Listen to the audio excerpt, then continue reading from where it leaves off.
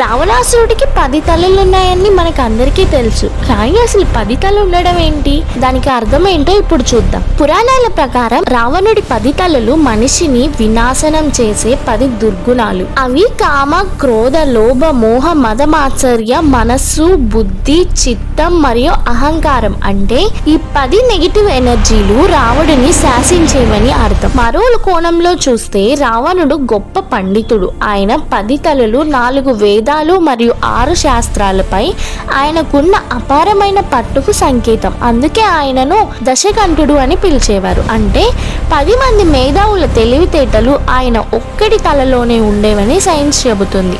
ఎంతటి జ్ఞానం ఉన్నా అహంకారం అనే ఒక్క తల వల్ల రావణుడు పతనమయ్యాడు. ఇప్పటికీ కూడా మనకు నేర్పే పాఠం ఏంటంటే మనలోని దుర్గుణాలను చంపుకున్న రోజే అసలైన విషయం. ఈ కథ నచ్చిందా?